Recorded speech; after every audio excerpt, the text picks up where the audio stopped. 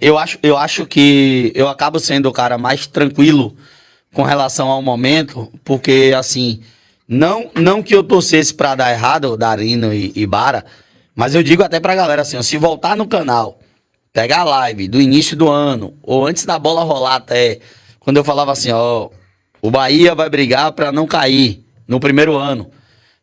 A ideia do grupo primeiro ano é manutenção, pois o time tá voltando... de uma Série B de Campeonato Brasileiro e tal. Eu vi muita mensagem naquele momento que diz assim: ah, se é pra brigar pra não cair, deixa a Belitani. Eu quero o Grupo City pra pensar em Libertadores, chegar na final da Copa do Brasil, pelo menos no primeiro ano, depois Sul-Americano e tal. Eu sei, eu quero também isso. Eu brinco com o Yuri, com o MG, eu falo assim, ó, negão, vocês estão preparados pra um Bahia e Boca no La Bombonera, a gente fazendo live meia-noite, tomando vinho em Buenos Aires, pai? Porque eu vejo isso. Eu vejo isso. No futuro próximo, sim, eu vejo isso. Só que, tipo assim, eu não tenho essa frustração do que tá acontecendo, porque o que pregavam pra mim, pelo menos ali dentro da galera que eu tava buscando entender do que era essa SAF que tava chegando, era isso. Então, como quem diz assim, Bara, eu já tava sendo avisado que o primeiro ano ia ser sofrimento, tá ligado? Eu lembro que eu cheguei numa live e digo assim, ó, se eu falar o que eu sei, eu vou iludir meio mundo de gente aqui. Se eu falar o que os caras pretendem fazer, eu vou iludir a torcida do Bahia. Então eu prefiro não falar. E um exemplo, eu chego numa live, eu tava no Rio de Janeiro, e chego numa live com o Barbaço e eu falo assim, os caras vão partir para administrar a Fonte Nova e futuramente, se for possível, uma eventual compra. Ninguém deu trela. Ninguém deu trela, né? Mas aí quando o Raul Aguirre dá a primeira entrevista e diz que o pensamento é administrar a Fonte Nova e futuramente, se for possível, uma eventual compra, eu vi corte e vídeo de Deus e o mundo. Tipo assim, agora é verdade. Quando o Marinho falou, não era não. Mas agora é verdade porque o peruano falou. Tipo, eu disse lá no começo do ano que a briga era pra não cair. Ninguém acreditava. Quando o Paiva chega na coletiva e diz, é o ano zero. Tem que permanecer, não sei o que e tal. Aí não, agora é verdade, o Bahia vai brigar pra não cair e tal. Eu vejo muita gente no chat dizendo assim, o Bahia já caiu. Eu abri mão. Eu digo, irmão, eu não abri mão, Bahia faz. Que eu dependia de outro jogo, que um já tava eliminado. E eu dependia de ser eliminado. E eu tava ali acreditando, até o final, que ia ganhar o jogo. Aí vai ser agora com o diabo do time cheio de dinheiro, com um bocado de maluco, teoricamente, responsáveis, e que futebol é negócio. Se der errado, esses caras perdem dinheiro. Quando eu falo da questão de falar o nome de Vitória na coletiva, eu digo, velho, esqueça, a essência acabou. A essência acabou. O cara que era torcedor do Bahia e comandava o Bahia, hoje não comanda mais. Hoje o cara que entrou ali, ele tá visando negócio. Ele quer ganhar dinheiro, ele quer ganhar campeonato, ele quer casa cheia, porque ele quer que o dinheiro que ele aplicou retorne. Então esqueçam isso, larga isso pra torcedor. Aí já pulando em outro assunto, Darino, rapidinho, já chegando nele, Rogério pede desculpa ontem, não foi pra imprensa, não foi para o clube, não foi pra assessoria. Foi pra você, torcedor, que tava em rede social do clube, enchendo o saco, dizendo que era triunfo. E que devia estar preocupado com outra coisa, né? Mas por isso que ele pede.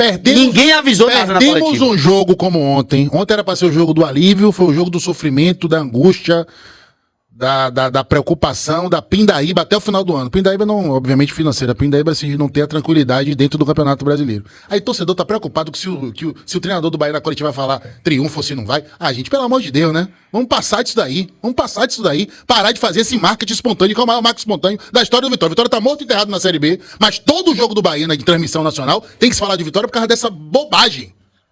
Dessa bobagem que é um folclore inócuo. Aí fica dizendo, mas é tradição. Tradição o quê, rapaz? Quantas e quantas gerações foram formadas na torcida do Bahia que não tiveram essa frescura? Isso começou outro dia. E, na minha opinião, tem que acabar. Douglas Cabral, nessa mesa, obrigado pelo superchat, irmão.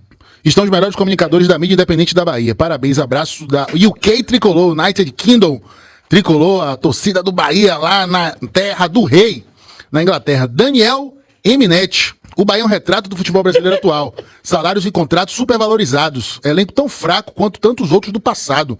Nenhum técnico fará desse elenco vencedor. Gilmar Santos eu já li. O que eu quero dizer sobre questão de frustração e tudo mais é o seguinte. Entenda, Marinho, quando você fala que o ano era para não cair, entenda. Acho que uma coisa é brigar pra não cair como nós estamos brigando. Outra coisa era fazer um campeonato de segurança. Tipo Cuiabá. Exatamente. Exato. É um campeonato assim que eu não vou encostar no G6, no G4, no G5, zorra nenhuma, mas eu também não vou ter que ficar olhando pra baixo o tempo inteiro. A água não vai bater no meu bumbum hora nenhuma. Claro. Entendeu? Então, assim, e são dois campeonatos completamente diferentes. Eu acho que o Bahia tinha a obrigação de, nesse primeiro ano, fazer um campeonato seguro, velho.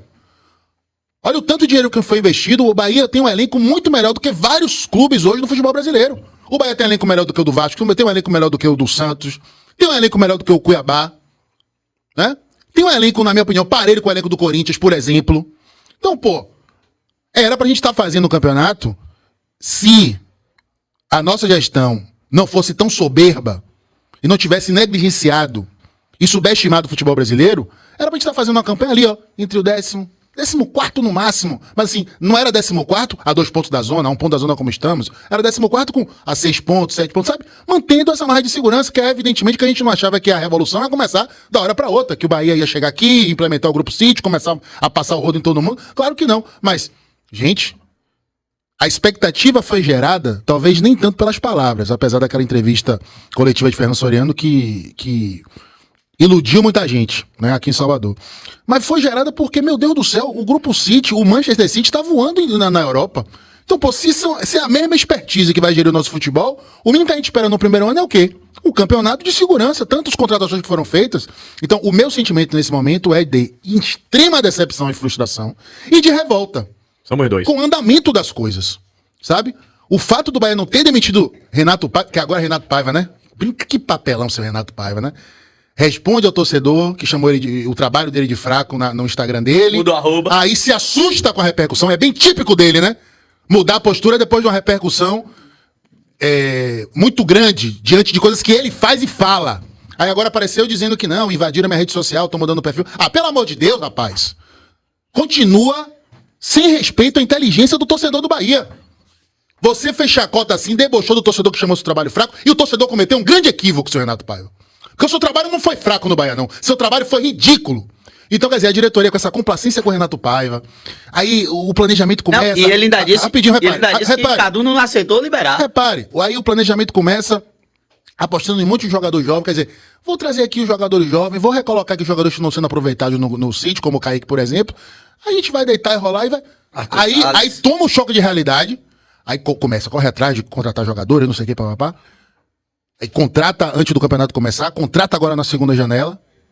Mesmo assim, o elenco continua cheio de lacunas. Como é que a gente não tem... Meu Deus, eu não aguento mais falar disso, mas vou fazer o quê? Então, assim, velho, é a frustração, a decepção, porque era um ano que poderia ter um andamento totalmente diferente, ainda que o Bahia não estivesse nas cabeças nacionalmente. E é a revolta diante dessa passividade, sabe? Dessa normalização das coisas que estão acontecendo, do silêncio do diretor de futebol, que é o cara que tá aqui, que responde pelo futebol, que deveria estar mais publicamente dando satisfação ao torcedor e contendo esse sentimento legítimo de revolta e de frustração do torcedor do Bahia. É uma frustração, Dadá, qualificada pelo evento Grupo City, só puxando até brincando, como se fosse um crime em direito. É uma frustração qualificada, não é uma frustração qualquer. O Bahia cortou na própria carne. Claro, é vantagem SAF, mas o torcedor e a gestão abriram mão de gerir o seu clube em prol de uma gestão melhor. Eu concordo integralmente. Ninguém estava aqui esperando o título, mas também esse sofrimento, e eu não falo só resultado, o desempenho é pífio. Com momentos ali, ou lampejos de bons momentos, é pífio. Paiva veio na cota de aposta, tal qual alguns jogadores. Foi isso, é assim que eu enxergo a escolha de Renato Paiva. Um treinador que só tem 2 clubes, e que você traz para o Bahia para se aventurar por aqui, com todo respeito à pessoa. Respeito de forma absoluta a pessoa, não estou analisando o ser humano, mas o profissional veio na cota de aposta. Porque teve apenas 2 experiências curtas, a Benfica B e base. Poxa, com todo respeito, não é um parâmetro para você trazer para o futebol brasileiro. Então foi uma cota de aposta e é o que você traz. Se você traz, no começo de uma temporada, no começo de um projeto, apostas, você não está tendo segurança do seu projeto.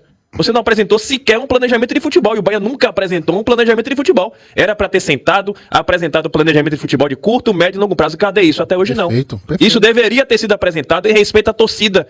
Ninguém vai avalizar uma venda sem ter maiores apresentações. Foi tudo, como se fala, palavras ali genéricas, muito oba-oba, e na prática a gente tá vendo, infelizmente, que foi muito na parte da porta. O Fernando Soriano chegou aqui, quando você fala, e eu acho que você mata a pau ao Bará, você fala que faltou esse esclarecimento, né? Até para o torcedor ter mais compreensão e até paciência. Né? Por exemplo, Renato Paiva sempre dava carteirada, né? Estou fazendo o que o Grupo City pediu. Estou montando o time à imagem e semelhança do planejamento deles.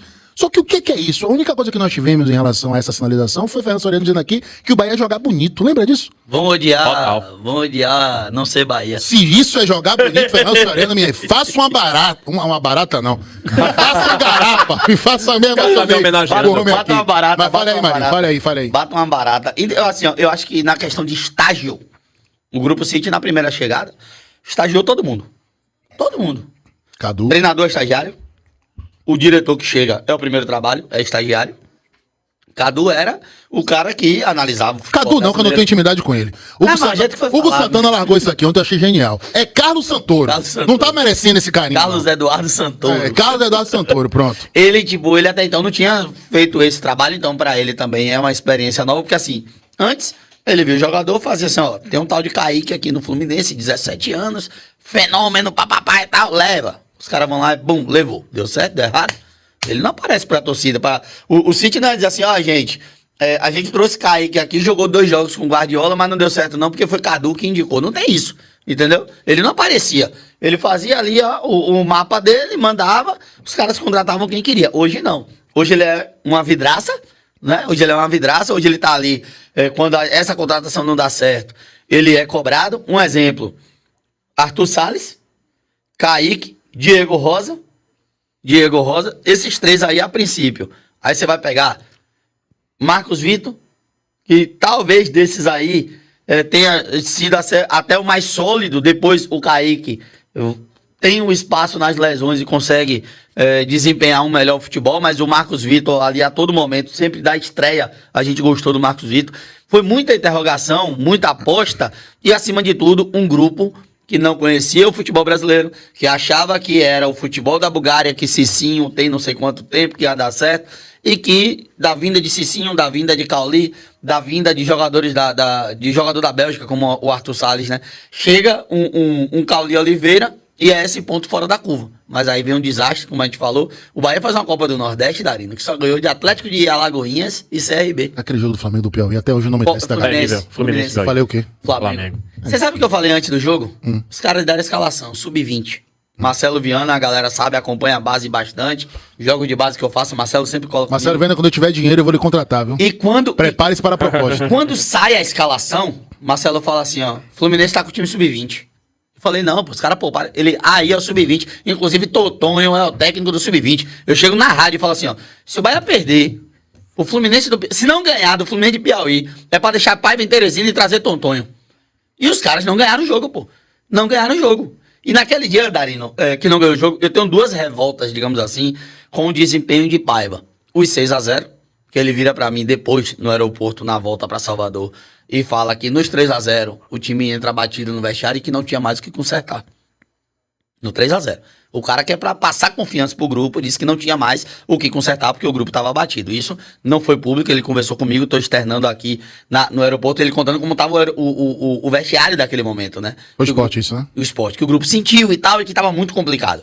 Tomamos 6. Aí ele larga de mão e a gente toma a maior goleada da história. Pronto, tomamos 6. Que beleza, né? O jogo do... Que liderança, né? Aí eu falei assim... O trabalho dele não é fraco, não. O trabalho dele não foi fraco, não. Eu falei assim, que injustiça que acha que o trabalho dele foi fraco. Eu falei assim, ó, eu não abro o microfone pra pedir saída de treinador, porque eu não vou gostar de fazer uma jornada ruim e o ouvinte ligar e dizer pra meu pai que meu pai tem que mudar o setorista. Então, em respeito ao profissional, eu digo assim, ó, ele não disse que quem tem que julgar o trabalho dele era o Grupo City, cabe a quem tá ali avaliando e entender também o momento. Tomou 6. Técnico meu não toma 6. Tomou 6, meu irmão, fica lá mesmo. Vou procurar outro, botava Rogério Ferreira do Sub-20, até achar um sênior ou qualquer outro. Eu mudaria ali, nos 6.